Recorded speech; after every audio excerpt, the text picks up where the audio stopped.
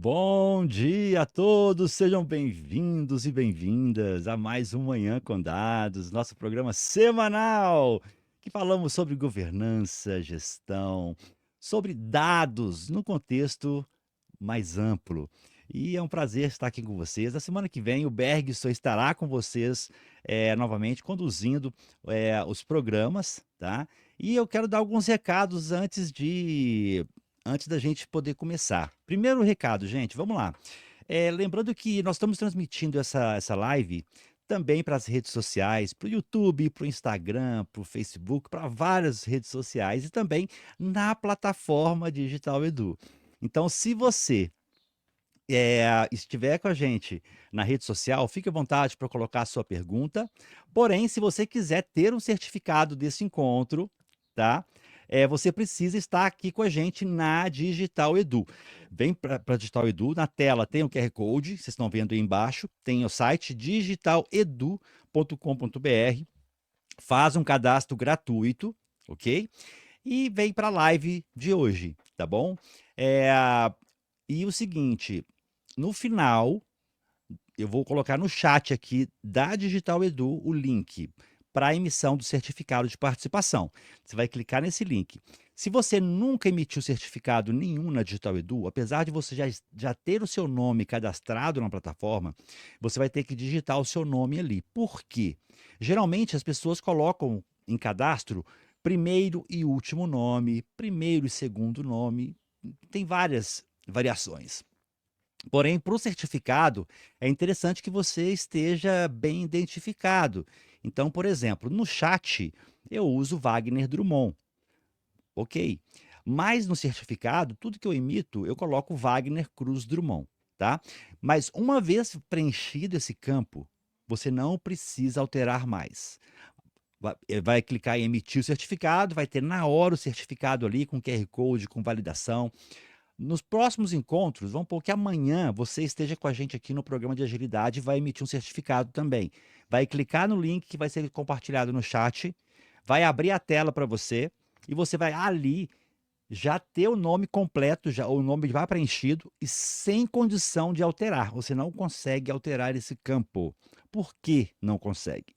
Porque no passado já demos essa liberdade para todo mundo e pessoas emitiam para outras pessoas, e não é elegante isso, né? Então, assim, nós travamos. Para alterar o nome, você precisa entrar em contato com a gente em qualquer telefone de suporte técnico da plataforma, tá bom? É muito rápido, a gente altera para você na hora ali. Mas tome cuidado na hora de preencher. Preencha tudo maiúsculo ou a primeira letra maiúscula de cada nome, tá bom?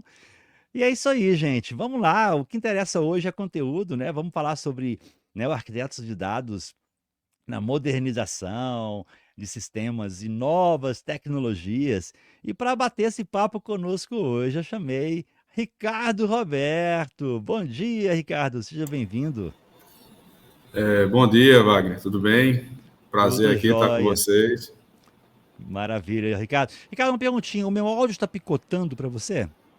Tá, mas Tá? agora tá normal. Agora tá normal. Agora ele está normal? Tá, se picotar, você Tá. pode me falar, é porque eu já fiz aqui a verificação do que é desde da semana passada e não descobri ainda qual é o motivo desse picote. Eu vou desabilitar aqui a redução de ruído de novo, Tá. só para a gente ter certeza. Tá aqui, vou diminuir um pouquinho o áudio aqui, ok? E vamos ver aí, qualquer coisa me fala, tá? Ricardo, é um Tá, ok. prazer ter você com a gente, né? Quem nos conectou foi o grande Jefferson Barbosa, parceirão nosso. E eu queria que você falasse pra gente quem é o Ricardo Roberto de Lima. Bom dia, gente. Bem, Ricardo Roberto de Lima nada mais é do que um apaixonado por tecnologia. Sou um professor por natureza, né? Desde os meus 17 anos eu ensino.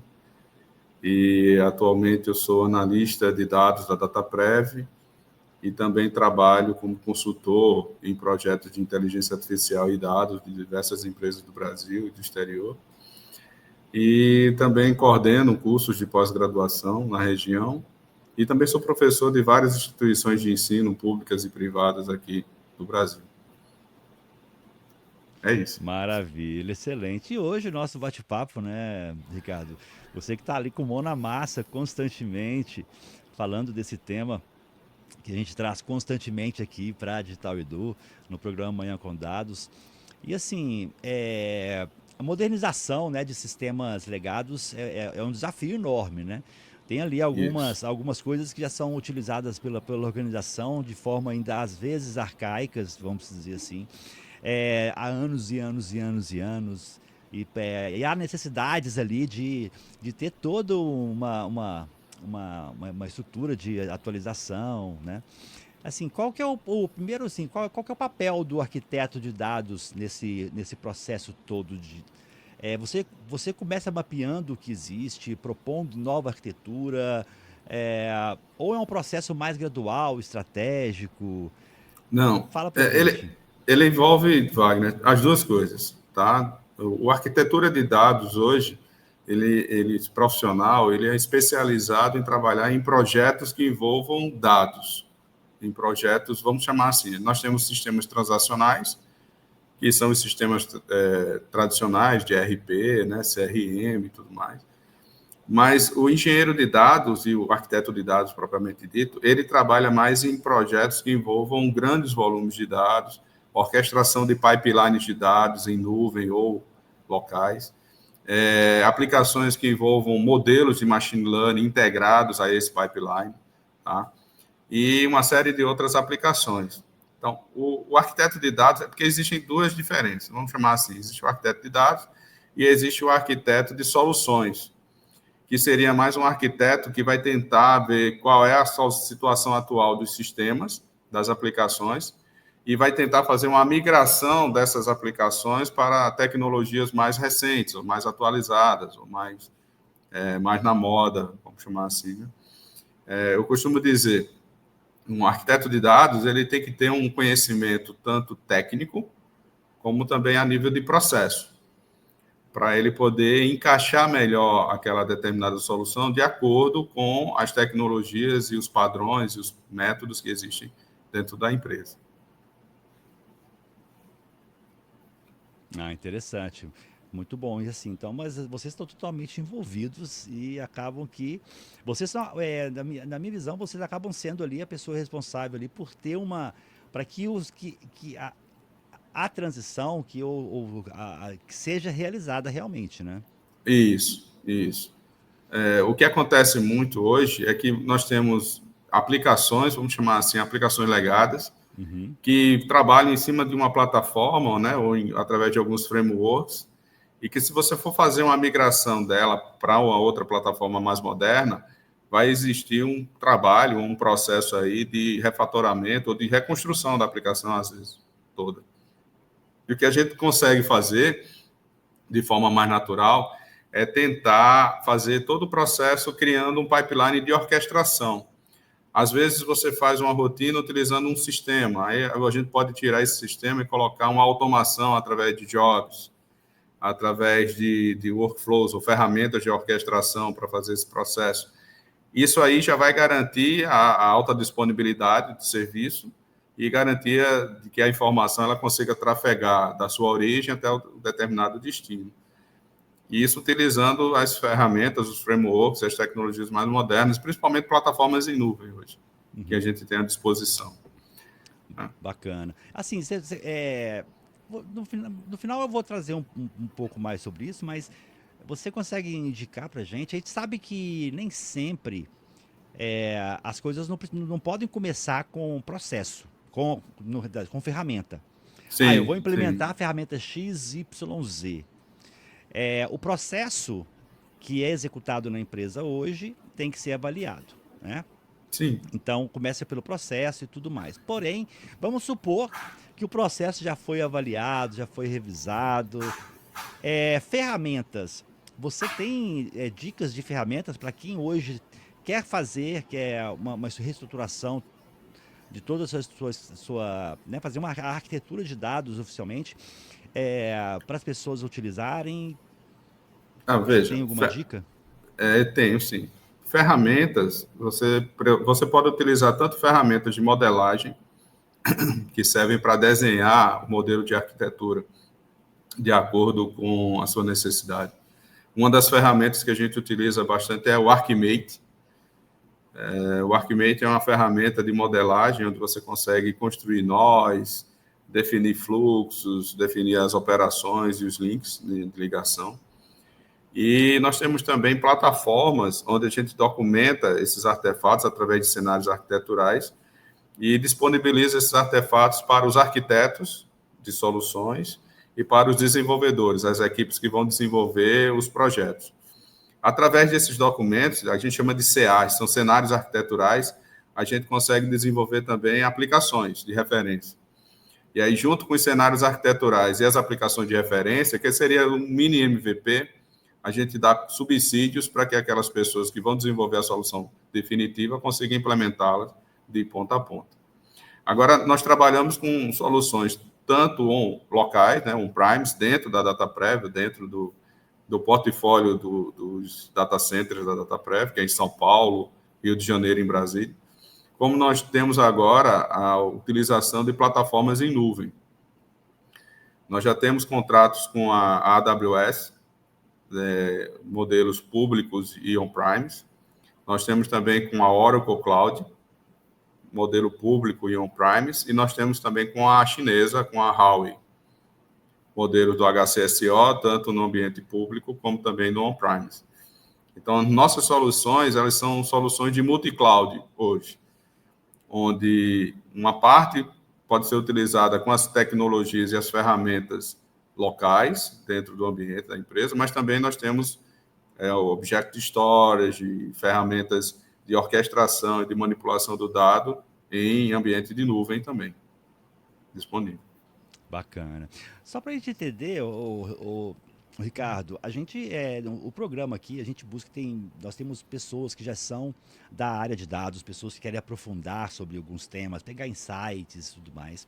Outras estão começando agora, outras são mais novas na área. E nós falamos constantemente sobre governança de dados. Qual que é a relação entre arquitetura de dados, governança de dados? Só para as pessoas entenderem o que está dentro de quê, o que está no processo. Tá, as diferenças, né? Isso. Então, vejam só, quando a gente fala de arquitetura de dados, a gente está falando em um profissional, pessoas que trabalham nessa área que vão propor soluções para resolver problemas um pouco mais genéricos, mas que está relacionada a qualquer tipo de dado. Tanto dado estruturado, não estruturado, como semi-estruturado. Quando a gente fala da questão da governança, a governança, ela lida tanto com esses aspectos relacionados à arquitetura, mas ele também vai a um ponto a mais, porque na governança eu me preocupo com a parte de monitoramento do dado. Na governança eu me preocupo com a parte da linhagem do dado. Então, o que seria a linhagem? Só para vocês terem uma ideia. Se eu vou pegar um dado relacionado à carteira de trabalho digital e eu vou colocar ele dentro de um storage object, né, de um bucket, e esse dado ele vai ser tratado, manipulado, orquestrado, até chegar numa base colunar, vamos chamar assim, um BigQuery da vida. E aí, depois, ele vai ser disponibilizado alguma informação para ser apresentada dentro de um painel. Então, essa é uma solução de ponta a ponta. Tanto vai da origem, que é a informação da carteira digital, até chegar lá no seu destino. A linhagem de dados, por exemplo, que é a parte da governança, ele vai dizer, olha, esse dado, no dia tal, na hora tal, estava em tal lugar. No dia tal, na hora tal, ele foi para outro lugar e foi transformado para isso. Na dia tal, na hora tal, foi modificado para isso. Então, a parte da governança, ela lida tanto com os aspectos relacionados a onde está o dado, por onde ele passou e como ele está hoje, como também ela lida com a questão de segurança e de disponibilidade dos serviços. Por exemplo, na hora de fazer uma autenticação, eu, como um arquiteto de dados, eu vou entrar na aplicação e eu vou ter meu login e minha senha, né, minhas credenciais de acesso. Na hora que eu consigo acessar um recurso, ele vai mostrar para mim somente aqueles módulos, aquelas aplicações da qual eu tenho permissão de acessar e de validar. Ele não vai mostrar tudo. E é através da governança que você consegue definir esses limites em termos de níveis de usuário, grupos de usuários, e permissões a nível de objeto, dentro daquele contexto. Então, a governança, ela lida justamente com esses aspectos de validação, orquestração e manipulação. Se eu entendi bem, se eu estiver errado aqui meu entendimento, pode me falar, tá? Porque eu não sou especialista de dados. Mas assim, a arquitetura é um projeto técnico de como os dados serão estruturados e a governança é o conjunto de regras, processos que vão tocar aí, garantir. E assim, como é que eu vou dizer? A arquitetura de dados constrói a casa, né? E a governança garante que ela seja habitada de forma segura, organizada, sustentável, certo? Perfeito. Seria uma coisa basicamente assim, né? Exatamente. A arquitetura de dados, ele define, por exemplo, vamos pegar esse exemplo aí da casa que você disse. A arquitetura de dados, ele define, por exemplo, se a casa ela vai ser de primeiro andar, se vai ter térreo em primeiro andar, se a casa ela vai ter a cerâmica, porcelanato, se a casa ela vai ter 2 quartos, 3 quartos, 2 carros na garagem. E isso é definido na arquitetura. Você constrói, define lá os locais, define como ele vai ser executado e quais as ferramentas vão ser necessárias para ele sair de um lugar para o outro. Isso é o papel do arquiteto. Ele define essas regras e essas operações. E quem faz a governança é como você mesmo falou, ele vai definir os detalhes. Quem vai ter acesso, quando, por quê, quem vai limpar, quem vai varrer. Bacana. É isso que ele vai fazer. Vou deixar bem claro, eu acho que essa pergunta foi bem assim, estratégica para o pessoal poder se alinhar. E quem está novo aqui, gente, quem você está conversando nessa área, já sabia um pouquinho sobre isso também. E assim, vamos lá, já que nós estamos aqui falando de arquiteto, de casa e tudo mais, né? O arquiteto de dados fazendo analogia a um arquiteto de um novo prédio, né? Mas quando o prédio já existe, como ele lida com essa resistência à mudança e com a complexidade de sistemas antigos? Quais são as maiores barreiras que vocês enfrentam? Certo. Veja só, quando a gente pega um projeto que já é um sistema legado, ou uma aplicação tradicional, o grande problema hoje está relacionado a garantir com que essa casa funcione da mesma forma que funcionava antigamente. A gente tem que garantir que os pré-requisitos mínimos de funcionalidade da aplicação eles se mantenham estáveis, confiáveis, seguros, e fazemos justamente a proposta de solução que envolva o aumento daquela disponibilidade a médio e a longo prazo. Tá? Então, a gente tem que garantir que aquela solução, que já é o feijão com arroz, funciona e que ele vai continuar funcionando. Porém, a gente tem que propor sempre soluções mais modernas, atualizadas e mais escaláveis, a palavra correta é essa, escalabilidade, para garantir que ele não funcione apenas para aquele cenário antigo. Vou dar um exemplo para você, Wagner, bem interessante. Nós temos aplicações que, quando elas nascem, quando elas são construídas inicialmente, antigamente, né, eles funcionavam para trabalhar com 100 usuários concorrentes. E essas aplicações hoje elas cresceram tanto que a quantidade de usuários que nós temos no Brasil chegou a mais de 10 mil pessoas trabalhando concorrentemente. Então, a arquitetura da solução que foi proposta naquela época só atendia até 100 usuários. Se eu colocar os 10 mil para trabalhar agora em cima dessa solução legada, o sistema vai travar, o sistema vai parar, ele não vai atender aquelas necessidades. Então, o que é que o arquiteto faz? Ele cria uma nova solução que roda em cima daqueles 100, mas ele já projeta o sistema que atenda não apenas os 10 mil, mas que já consiga chegar numa escala de 50 mil pessoas, por exemplo. Porque a gente sabe que o sistema ele vai crescer de forma gradativa. Eu gosto de fazer analogia, eu sou engenheiro, tá? Por isso que às vezes eu falo muito sobre prédio, casa, essas coisas. É bom, é bom. Mas assim, didático. Porque eu falo assim, quando você falou de gente, escalabilidade, só para quem aqui às vezes, né, o que seria ser escalável? Antigamente, quando nós não éramos digitais, né, as empresas estão instalando ali, então ela já pensava, opa, aqui se eu quiser expandir, eu consigo comprar esse lote, eu consigo aumentar, e vai crescendo. Nesse universo digital, ferramentas e tudo mais, você tem que ver a capacidade, né, de de usuários Isso, possíveis. Na pandemia, muitas ferramentas tiveram problema, né, Ricardo? Assim, isso, nesse universo que eu estou. Por quê?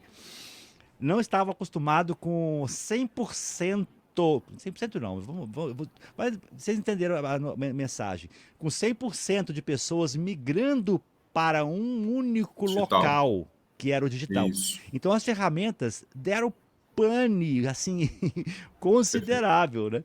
perfeito. Eu faço eventos e teve plataforma que estava transmitindo um evento e ela caiu. Pá, parava, literalmente parava. O Zoom, por exemplo, teve uma mudança grande, né? Estou falando da minha área aqui, né? Mas Sim, também isso funciona para todas as áreas, inclusive nessa parte de dados, tanto ferramenta e tudo mais, isso. né? É uma E o analogia que que a faz gente sentido. faz sentido, sim, Wagner. E, inclusive, vamos pegar outro exemplo mais didático também, parecido com o do que você mostrou agora. Vamos pensar que você tem uma aplicação que tem o seu e-commerce. E aí o seu e-commerce, ele roda hoje em cima de um cluster de máquinas, que é um nó, servidor master, e dois nós secundários. Então você vai ter um cluster com 3 máquinas, que rodam normalmente por mês, e aí você paga uma quantia X para hospedar esse serviço normal. E aí o seu e-commerce, você precisa que ele cresça durante uma semana. Vamos supor que vai ter o Black Friday. E aí o Black Friday dessa minha loja de e-commerce, ele vai durar uma semana. E aí durante essa semana eu preciso fazer com que a minha infraestrutura, onde estão os meus serviços de cloud, os meus serviços de e-commerce, ela cresça. Então eu vou sair de um cluster de 3 nós e vou passar para um cluster agora de 8 nós. E aí eu vou ter um nó master e 7 nós secundários, né, que vão estar compartilhando lá o recurso. E ele vai estar durando durante uma semana, que é o tempo do Black Friday. Durante esse período, eu tenho que garantir a alta disponibilidade do meu serviço. Porque a quantidade de usuários ele vai sair de uma escala de 100, né, por dia, e ele pode ir para uma escala de 2.000, 3.000, 4.000 usuários no dia. Então, se eu tivesse mantido aquela minha arquitetura, minha funcionalidade com 3 nós, ia dar problema lá no servidor, ia cair, eu ia deixar de vender. E eu, expandindo para 9, 8 nós, eu consigo dar conta. E ali vai ter um custo, é claro. Mas durante uma semana eu vou estar vendendo mais também. Então, tem o custo-benefício. Eu vou ter aumentado as vendas, né? O faturamento vai ter crescido, durante aquele período vai ter produtos sendo comercializados. E aí sim, quando chega no final do mês, eu chego na plataforma de nuvem que é contratada, e aí vai ter um acréscimozinho lá na conta, na mensalidade, mas é vantajoso. Então, o papel do arquiteto também é de fazer com que essas soluções elas sejam altamente escaláveis e garantam essa continuação do negócio. A gente tem que pensar sempre nisso. O cliente que está na ponta, ele não quer saber se seu sistema falhou por isso, por A, por B, por C. Ele quer que aquela coisa funcione e funcione sempre que ele precisar. Esse é o grande desafio nosso. Bacana. Então, assim, uma vez definido o processo ali, o arquiteto ele tem que realmente dar assim a sua é, o que vai ser, como eu vou extrair aquele dado, qual ferramenta eu vou utilizar e tudo mais. E a gente está falando de tecnologia, né? Isso. O Ricardo, tecnologia, com certeza. E assim, com a quantidade de novas tecnologias que estão surgindo aí, né?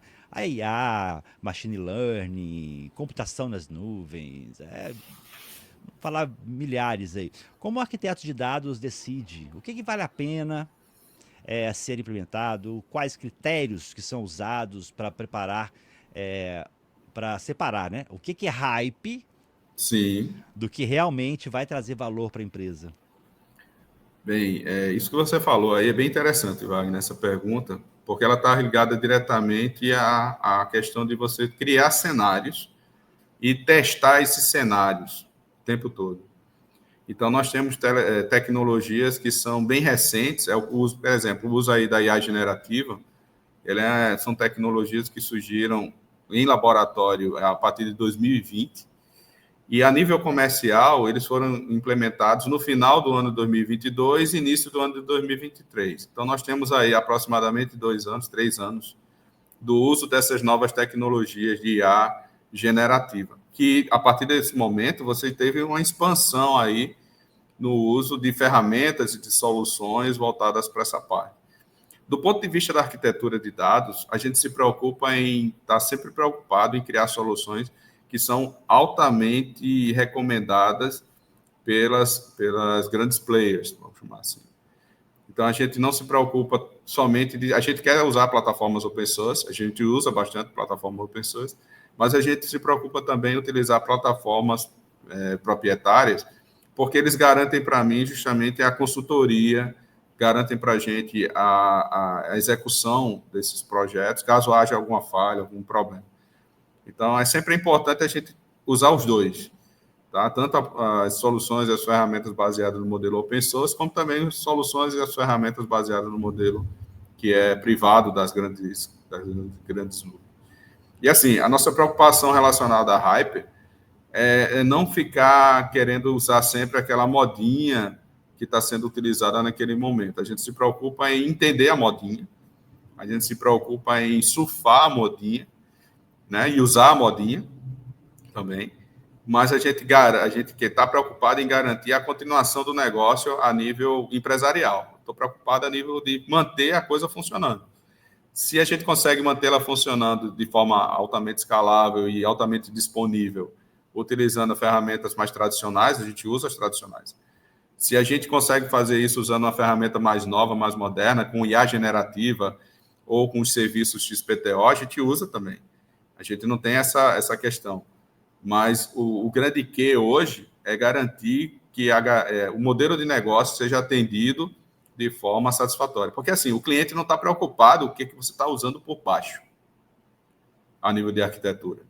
Ele quer somente que o serviço que está lá na ponta, o dashboard que apresenta, o modelo de IA que faz a regressão ou a classificação, o modelo de IA generativa lá, que usa lá o processamento de linguagem natural, a visão computacional, faça o seu trabalho, e de forma a garantir que ele consiga ser feito para 100, para 1.000, 10.000, 100.000 pessoas que vão utilizar aquela coisa.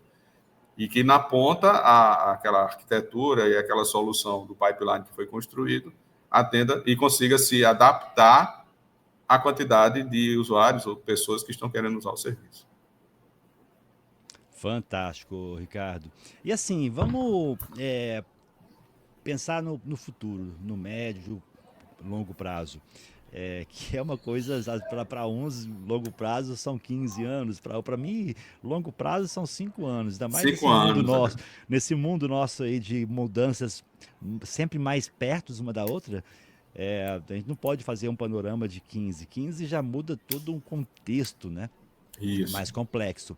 E assim, olhando para o futuro, qual tecnologia, tendência que você acredita que irá revolucionar a forma como os dados são arquitetados e consumidos nos próximos anos? Veja só, o uso das IA generativas hoje já é uma realidade em todas as áreas, né? Como um todo. O que eu acredito é que no futuro bem próximo, os processos de automação, de orquestração de dados, eles vão ser cada vez mais automatizados. Então, desde criar uma esteira, a disponibilizar, fazer deploy de serviços, a criar modelos e templates automatizados com o uso da IA, ele vai evoluir de maneira mais natural. Vamos pegar um exemplo aqui. Você vai precisar disponibilizar dados não estruturados, e aí você, através da IA generativa, você vai conversar com as aplicações ou com os frameworks. Por exemplo, eu vou chegar na plataforma da Amazon e vou chegar lá e vou dizer, olha, Amazon, eu preciso criar um Object Storage aqui que vai armazenar dados não estruturados, que vão ser um bucket, onde vai ter fotos e vídeos, e eu vou precisar também de um outro bucket, onde vai ter texto, arquivos de texto. E aí, de forma natural, a Amazon ela vai, utilizando os frameworks que ela já tem, que ela já possui, ela vai disponibilizar para mim esse bucket. Depois que ele disponibilizar, a ferramenta de orquestração, ela já vai começar a fazer o link, ela já cria um pod, ela já define as estratégias, e aí no final ela diz, olha, agora, depois que você tratou esse dado e armazenou direitinho, eu vou precisar agora disponibilizar ele de forma a gerar um data warehouse, né, através do Amazon Athena. Eu vou precisar gravar esses dados aí no modelo multidimensional. E tudo isso você falando em linguagem natural. Como eu estou conversando com você aqui, estou conversando aqui e aí uma IA generativa vai estar criando esses pipelines. E aí, no final, eu vou dizer, olha, agora, utilizando o Amazon Silver Site, que é a ferramenta de click view lá, de dashboard deles, construa para mim um dashboard com 4 KPIs, 5 gráficos com informações estatísticas e um mapa, e com 3 filtros relacionados a isso, isso e aquilo outro. Pronto. E aí, o assistente de IA generativa, ele vai estar pegando essas informações e ela vai estar construindo para a gente esse pipeline. Então, no lugar de a gente demandar uma semana, 2 meses, ou, sei lá, 1 mês de trabalho ou de esforço para projetar as arquiteturas e implementá-las, porque, assim, quem projeta é o arquiteto, quem implementa seriam os engenheiros de dados, né, ou os desenvolvedores também. Ao invés de ter isso, a gente vai ter os profissionais que vão estar... Agora, veja, Wagner, o conhecimento técnico, ele é muito mais importante agora, porque na hora que você vai fazer a engenharia de prompt, de sair perguntando aquelas etapas, as perguntas que você vai ter que fazer para as IAs generativas, elas têm que ser bastante técnicas, sobre o ponto de vista de que, como ela já entende que existe aquele componente na nuvem da Amazon, que já existe aquele pipeline, que já tem um bucket, que já tem isso, aquilo, outro, ele vai facilmente entender o que você está pedindo e vai construir aquilo de acordo com o que você solicitou. Então, um dos grandes, vamos chamar assim, Isso aí. O que o profissional, o arquiteto de dados do futuro, ele vai precisar saber é não apenas das tecnologias ou das ferramentas ou dos frameworks, mas ele vai precisar ter um conhecimento muito mais de integração, de manipulação e de orquestração. Ou seja, ele vai ter que saber perguntar corretamente para a IA generativa para ela juntar as peças do Lego. Sim. É a forma Porque que a ela... gente pensa, assim, por exemplo, né? Você tem que dar o subsídio, porque a IA, tudo vai ser baseado com, tudo assim, já está sendo. Sempre a IA está envolvida. É, a IA, ela é baseada em estatística. Então, se eu perguntar para ela, falar assim, cria para mim uma arquitetura de dados é, para esse processo, ela vai te responder. Só que a pergunta é muito ampla. Ela é muito Isso, ampla. Então ele vai isso, pegar todas as possibilidades possíveis ali.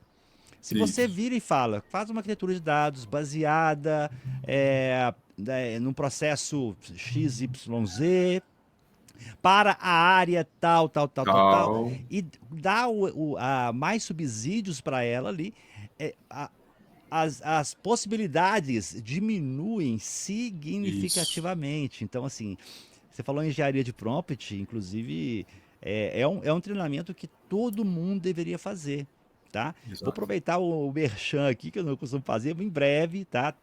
Vai ter a turma 2 aqui na Digital Edu, ao vivo, com o grande Jefferson. Perfeito. Você conhece o Jefferson, né, cara? Conheço, Ele, conheço. é- ele, ele, Trabalhamos juntos. ele é um cara fora do normal. Não tem, para mim, não tem como. Perfeito. E assim, trabalhamos juntos, inclusive, num projeto bem legal, Wagner, que foi da CBMN. Não, CBMN ou Isso, CBMM? é CBMM. É a empresa de metalúrgica, né, relacionada a essa parte do nióbio. Eu fui o chefe, o líder de PMO deles por 4 anos. Eu moro em Araxá. Ah, então nós estivemos aí. Trabalhei 4 anos ali, então o projeto de CAPEX da CBMM, eu Você fiquei conhece 4 muito. anos. E conheço demais, já fizemos aí expansões, foi bem bacana. Pronto, muito bom.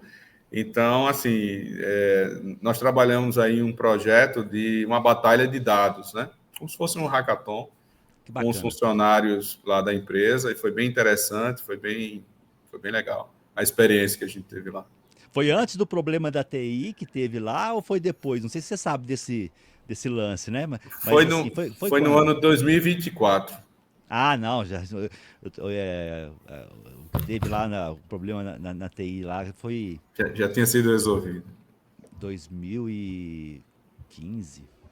É, Não, tem muito tempo. tem muito tempo lá. Cara, que maravilha, que coincidência é essa, viu, bicho? Assim, É, ali você tem. É muita coisa. Não vou falar aqui do tema, não, mas é uma área que poucas pessoas conhecem, né? Quando falo de nióbio, isso. não tem como falar de outra empresa, né? Porque a detetora é de praticamente 90% da produção mundial e Perfeito. 75% das reservas mundiais, né? Que está aqui no Perfeito. Brasil. Mas vamos lá. Perfeito. Sem querer, né? Até pra não focar nisso, porque quando eu entro numa área que eu conheço, não é com essa coincidência que você falou aí. Então, assim, na IA, né? Falei aqui do grande Jefferson, é, vai ter o treinamento de a turma 2 da arquitetura de dados. Mas o bom é que não é só arquitetura, tá? Ó, gente do céu, De tem agonia engenharia de de falar. prompt. Engenharia de prompt com agentes inteligentes, tá? Então fiquem de olho aí aqui na plataforma. E assim, você falou né, um pouco pra gente sobre essa tendência de dados, como que as pessoas podem se preparar para essas mudanças na sua função, por exemplo, que é o arquiteto de dados. Como que vocês podem se preparar? Que eu creio que você já respondeu com relação a IA, né? Sim. Mas assim, a gente tem que se preparar através de treinamento mesmo, né? Qualificação, certificações. Eu acho que hoje em dia o grande desafio nosso é a gente entender bem como funcionam as plataformas, principalmente as plataformas de nuvem. Cada plataforma dessa, você tem em torno de 400 a 500 serviços disponíveis lá para serem utilizados. Então, por exemplo, na Huawei nós temos mais de 450 serviços, na AWS também 500 serviços, na Oracle Cloud mais 400 serviços. Então, o arquiteto ele tem que estar disponível a aprender e a utilizar essas plataformas e tentar utilizar o que há de bom de cada uma delas, porque eu posso ter soluções híbridas. Eu posso ter uma parte sendo feita inicialmente na AWS, a parte do meio sendo feita na nuvem da Oracle e a parte final sendo feita na nuvem da Huawei. Então, eu vou utilizar o que há de bom e o que há de melhor em vários mundos. Eu não necessariamente eu preciso ter apenas de um só fornecedor. Porque se eu ficar só com um fornecedor, pode ser que aquele fornecedor aumente o preço daquele produto ou daquele serviço, e aí minha empresa vai ficar refém daquele cara. Não.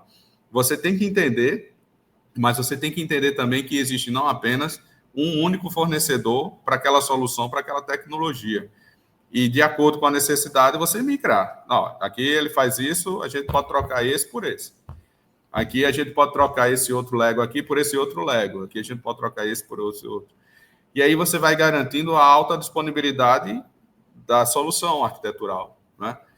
E não apenas ficar voltado. Eu costumo sempre dizer para meus colegas, eu disse, cara, não existe o melhor, existe o que atende naquele momento. Se a solução melhor é aquela que consegue atingir os resultados a nível de negócio. Mas se hoje essa solução não está atendendo, vamos trocar. Trocar essa aqui, eu tirei esse pneu e coloco esse outro novo agora. E ele vai atender. É igual um carro de Fórmula 1. Você tem que pensar numa arquitetura como se fosse um carro de Fórmula 1. O carro está rodando, ele está lá com vamos chamar assim, a prova ela tem 70 voltas, você está numa volta de número 55, está em segundo lugar no grid, né, na corrida, e o teu pneu está começando a ficar careca. E aí? O que é que você tem? Qual é a alternativa que você tem? Ou tu vai para o box, troca dois pneus e volta rápido para chegar em quarto lugar, e aí você dá o gás aí nas voltas finais para tentar chegar em primeiro ou segundo. Então, é uma estratégia. A arquitetura, ela funciona dessa forma. Você tem que estar sempre pensando nela dessa maneira, que aí os objetivos você consegue alcançar, levando em consideração esse aspecto. Bacana, né? Assim, ó. Tivemos um bate-papo aqui bem bacana sobre. Espero que tenha dado insights para vocês, mas eu queria fechar esse bate-papo nosso, Ricardo. Sim. É, eu sei que você tem aula agora, né? 9h50, não é isso? Isso. E deixa eu fazer, vamos fechar o nosso bate-papo aqui agora, só assim, você não precisa explicar detalhadamente o que é, mas eu vou te perguntar alguns mitos da área, para você poder falar se realmente é mito, se é verdade, tá? E desmistificar ou confirmar para as Tá. pessoas sobre esse item. Né? O primeiro mito ou verdade aqui que eu tenho é assim: a arquitetura de dados é responsabilidade exclusiva da TI. Não. Assim, em termos de projeto, ela é uma a arquitetura de dados, ela envolve a empresa como um todo, né? Ela envolve a organização.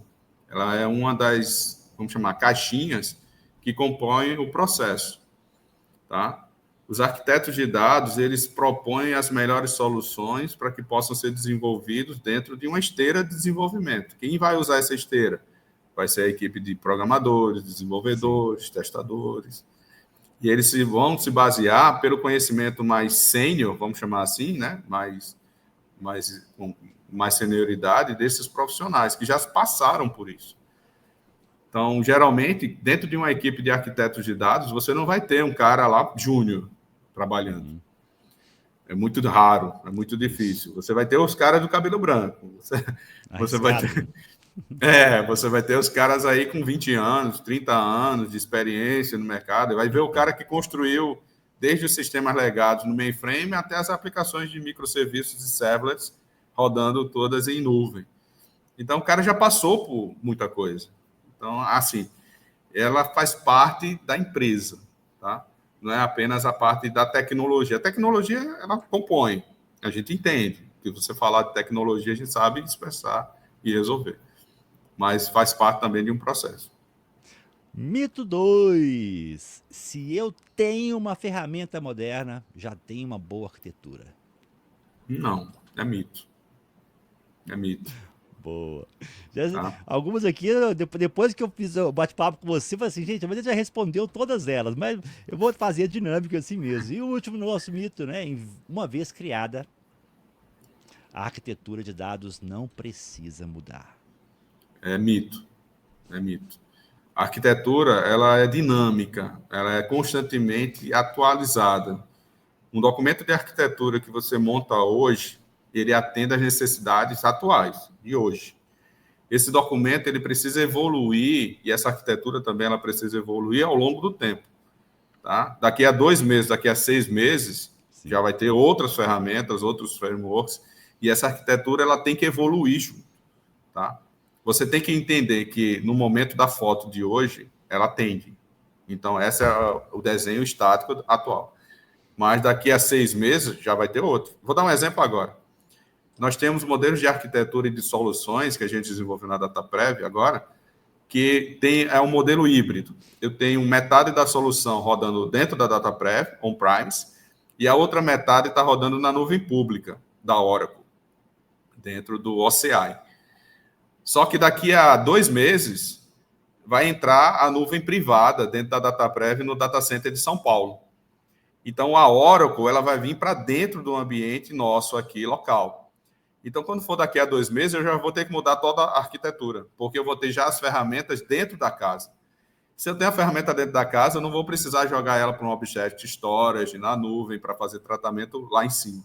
Eu vou fazer todo o tratamento dentro do meu ambiente. Eu já vou precisar mudar a arquitetura. Entendeu? Totalmente não. Maravilha, Ricardo, excelente. Um bate-papo fantástico. Espero ter dado insights para todas as pessoas que estão com a gente. Quero aqui agradecer, né, em nome Eu agradeço.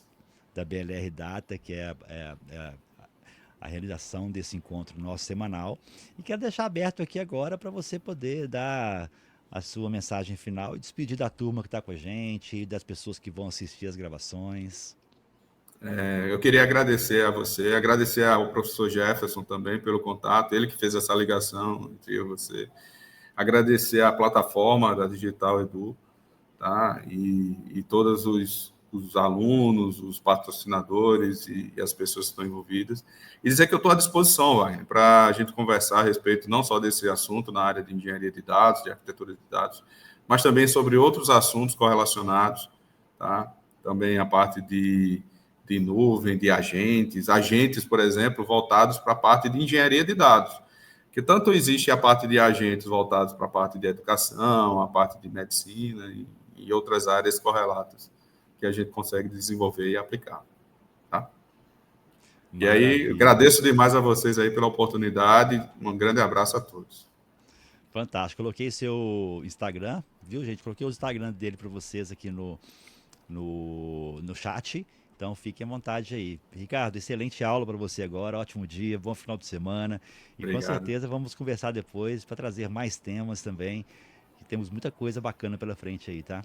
Tá, joia. Obrigado, gente. Um abraço. Um Até abraço, mais. Ricardo. Sucesso! Valeu. Fantástico, gente. Excelente bate-papo.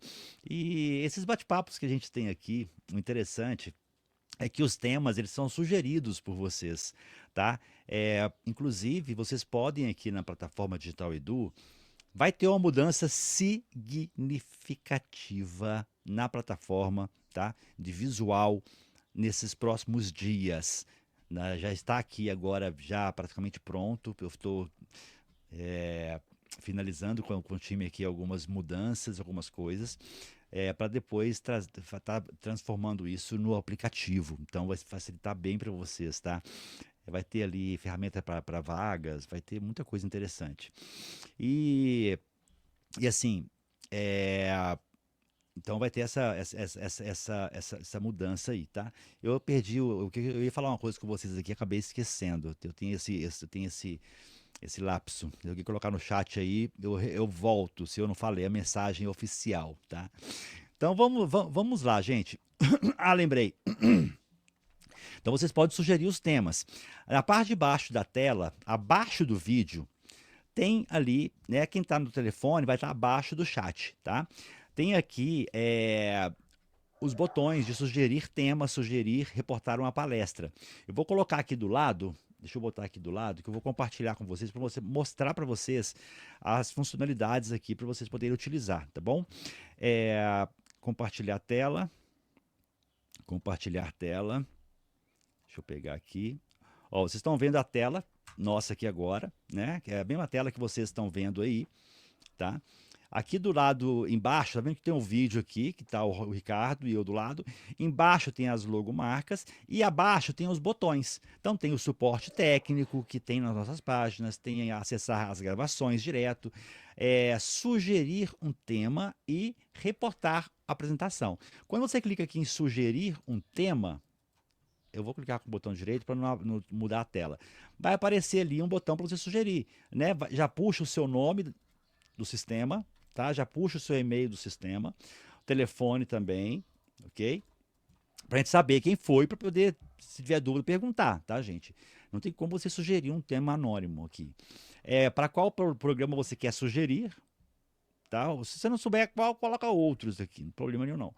Descreve o tema e faz alguns comentários. Ah, pode até indicar o professor, se quiser, até o palestrante. Fica a critério de vocês aí, tá? E o outro é o reportar uma apresentação. Sim, nos programas você pode estar reportando a apresentação sua aqui, um bate-papo, o que for. Então, quando você clicar aqui nesse link aqui, vai abrir a segunda tela, submeta uma apresentação. Então, aqui tem as informações que são puxadas do sistema, e aqui embaixo, ó, você vai ter o título da apresentação, qual o programa, né, o tema geral, título da apresentação, resumo que você quer apresentar, o idioma, já palestrou antes, sou autor de livros e falo livro, e tem aqui as informações básicas. Se você quiser sugerir um painel, por exemplo, tá aqui, ó, painel, bate-papo, mesa de debate. Você pode colocar informações adicionais, o nome dos componentes, ok? Se você tiver já os nomes dos componentes que você quer, tem em mente. Tá? Aceita os termos, porque recolhe dados, tá? E envia a sua palestra, a gente vai receber notificação e nós vamos avaliá-la aqui, entrar em contato com você, tá bom? Então aqui você tem essas funcionalidades, você pode sugerir um tema. Sobre dados, por exemplo, o que vocês querem de conhecimento? O que vocês querem de conteúdo? O que vocês querem, né, que ainda não foi falado ou que você quer que seja aprofundado sobre o tema. de dados. Então, isso é muito importante para a gente saber também e direcionar para vocês os temas que são realmente do interesse de vocês. A gente busca aqui entender, faz algumas pesquisas, mas depois vocês podem ficar à vontade para sugerir os temas que vocês acharem interessante, porque o programa pode ser feito por vocês. Tá bom? Eu vou colocar no chat para vocês agora o link do certificado de participação. Quem estiver nas redes sociais e quiser o certificado agora, ao vivo, está assistindo a gravação, não tem jeito. Vem para Digital Edu, digitaledu.com.br, o QR Code está na tela. Faz um cadastro gratuito ali e entra na live de hoje. E no chat eu vou colocar o link que vale por 5 minutos, tá, gente? O link ele é via token, tem um token no final que ele é mutável, então ele vale por 5 minutinhos, ok? Então vou pegar aqui, ó, copiar o link, deixa eu fazer aqui a emissão, vamos lá. Lembrando, se você nunca emitiu um certificado na Digital Edu, quando você clicar, você vai ter que colocar o seu nome. Coloque uma vez. Depois de colocado, você não consegue alterar mais para os próximos. Nos próximos certificados que você for emitir na Digital Edu, esse nome já vai aparecer, você não tem que preencher mais nada não, é só a primeira vez, tá bom?